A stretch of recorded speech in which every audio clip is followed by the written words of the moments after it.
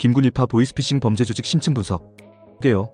김군일파는 2017년부터 2023년까지 중국을 거점으로 활동한 국내 최대 규모의 보이스피싱 범죄 조직이다. 추정 누적 피해액 1조 원, 피해자 1,900여 명을 기록하며 보이스피싱 범죄 사상 최대 규모로 기록되었다. 특히 의사 한 명에게서만 12차례에 걸쳐 41억 원을 편취하는 등 그 수법의 악랄함과 조직성으로 사회적 충격을 주었다. 조직 구조 및 특징. 계급제 조직 운영. 김군일파는 기존 보이스피싱 조직과 달리 완전한 내부 조직 형태로 운영되었다. 총책 김군일을 정점으로 부총책, 팀장급 조직원, 일반 조직원으로 구성된 피라미드식 계급제를 운용했다. 일반 조직원은 범행 시나리오에 따라 1선 수사관 역할, 2선 검사 역할, 3선 금융기관 역할으로 세분화되어 체계적으로 운영되었다. 기업형 운영 시스템. 조직 내부에는 개인정보를 해킹해 피해자 정보를 수집하는 DB팀, 대포 계좌를 확보하는 장집, 보이스피싱을 수행하는 콜센터, 현금을 수거하는 출집, 자금을 세탁하는 세탁집이 유기적으로 연결되어 있었다. 이는 기존 조직이 외부 조직의 도움을 받아야 했던 것과 달리 모든 범죄 과정을 내부에서 처리할 수 있는 완결형 구조였다. 인센티브 중심 수익 배분. 범죄 수익금은 매주 조직원들의 실적에 따라 정산에 분배되었다. 1선 조직원에게 10%, 2선 조직원에게 8%, 3선 조직원에게 3%의 인센티브를 차등 지급하여 충성심을 높였다. 나머지 80%는 총책 김군일이 차지하는 구조로 말단에게 더 많은 인센티브를 주어 동기를 부여하는 방식이었다. 범행 수법의 진화. 24시간 감시 시스템. 김군일파의 가장 큰 특징은 24시간 피해자 감시 시스템이다. 카카오톡 링크를 통해 피해자 휴대폰에 악성 앱을 설치한 후 피해자가 어디로 전화를 걸어도 조직이 미리 설정한 번호로 연결되도록 조작했다. 피해자가 검찰청이나 금융감독원에 확인 전화를 걸어도 실제로는 김군일파 조직원에게 연결되는 교묘한 시스템이었다. 가짜 검사실 및 위조 서류. 조직은 중국 현지에 가짜 검사실을 만들어 피해자들을 속였다. 대한민국 국기와 검찰청 깃발, 검찰 마크가 붙어있는 압수물, 박스와 법보까지 구비된 세트장에서 화상통화를 통해 각종 서류와 공소장을 보여주며 심리적 압박을 가했다.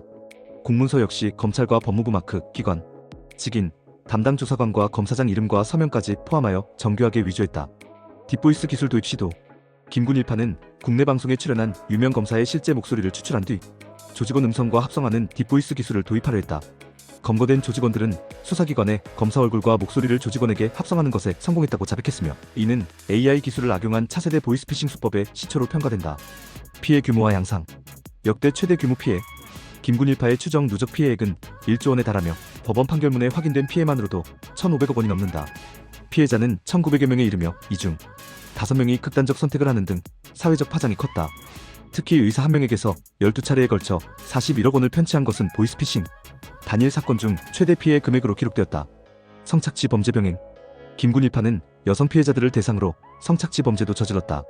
조직원들은 본인 확인을 해야 하니 카메라를 켠 상태에서 상의를 벗고 사진을 찍으라고 요구했고 피해 사실을 알아채고 돈을 돌려달라는 피해자에게 성적인 사진이나 영상을 요구하기도 했다.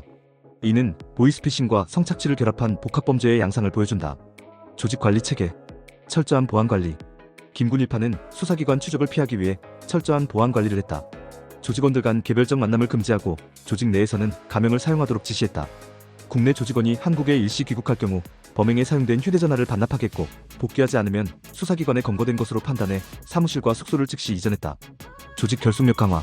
주말에는 사무실 근처 운동장이나 체육관에서 총책, 김군일을 포함한 모든 조직원들이 모여 축구를 하고 회식을 했다. 조직원이 탈퇴 의사를 밝히면 관리자급 조직원이 나타나 탈퇴를 만료하고 설득하는 등 조직 결속력 유지에 노력했다. 수사 과정의 혁신. 민관 합동수사. 김군일파 수사는 경찰과 민간기업 라바웨이브, JTBC의 3자 공조로 이루어졌다. 라바웨이브는 악성 애플리케이션 분석을 통해 C&C 서버의 접속 기록을 확보하고 5,200여 개의 IP 주소 중 조직원이 실수로 VPN을 우회하지 않고 사용한 실제 중국 내 IP를 추출하는 데 성공했다. 디지털 포렌식 기술 활용. 라바웨이브의 디지털 포렌식 기술은 단순한 악성 앱 탐지를 넘어 실제 범죄 조직의 운영 방식과 인프라를 추적했다. 악성 앱의 복호화 작업을 통해 보이스피싱에 사용된 핵심 서버를 파악하고 최종적으로 조직이 은신한 중국 허난성 정저우시의 특정 아파트 단지를 특정할 수 있었다. 중국 공안과의 협력. 국내 수사기관은 확보한 증거를 바탕으로 중국 공안과 협력하여 40여 명의 김군일파 조직원을 검거했다. 이는 보이스피싱 범죄 조직 검거 사상 최대 규모였으며 한중 수사 협력의 성공 사례로 평가된다. 처벌 현황과 한계. 중형 선고. 대전지방법원 천안지원은 2024년 12월 팀장급 조직원에게 징역 15년, 일반 조직원들에게 각각 징역 14년과 13년의 실형을 선고했다. 재판부는 장기간에 걸쳐 범행을 저질렀으며 피해 회복이 전혀 이루어지지 않았다며 중형의 이유를 밝혔다. 총책 미검거. 하지만 조직의 핵심인 총책 김군일은 여전히 도주 중이며 검거되지 않았다. 또한 범죄 수익금의 대부분이 회수되지 않아 피해자들의 피해 회복은 요원한 상황이다. 사회적 영향과 대응 방안. 보이스피싱 인식 변화. 김군일파 사건은 보이스피싱에 대한 사회적 인식을 크게 바꾸었다. 기존의 단순한 전화 사기를 넘어 24시간 감시와 심리적 조작을 통한 체계적 범죄라는 점이 부각되었다. 피해자들은 직접 겪어보지 않으면 모를 정도로 정교한 수법이라고 증언했다. 딥보이스 대응 기술 개발. 검찰은 김군일파의 딥보이스 기술 악용 시도에 대응하기 위해 86억 원 규모의 딥보이스 탐지 기술 개발에 나섰다. 네이버와 KT 등으로부터 딥보이스 데이터베이스를 수집하고 업체별 딥보이스 기술과 특징을 분석하는 연구를 수행하고 있다. 민관 협력 체계 구축. 김군일파 검거 과정에서 입증된 민관 협력의 효과성을 바탕으로 향후 사이버 범죄 대응에서 정부와 민간, 보안업체 간 협력 체계가 강화될 전망이다. 특히 첨단 기술을 활용한 범죄에 대응하기 위해서는 민간의 전문 기술력이 필수적이라는 점이 확인되었다. 결론. 김군일파는 보이스피싱 범죄의 패러다임을 바꾼 조직이다. 기업형 운영, 24시간 감시 시스템, AI 기술 악용 시도 등 기존 범죄와는 차원이 다른 조직성과 기술력을 보여주었다. 이들의 검거 과정에서 민관 협력과 디지털 포렌식 기술의 중요성이 입증되었으며 향후 사이버 범죄 대응의 새로운 모델을 제시했다. 하지만 총책이 여전히 도주 중이고 피해 회복이 이루어지지 않은 점, 그리고 이들의 범죄 수법이 다른 조직에 전파될 가능성 등은 여전히 해결해야 할 과제로 남아있다.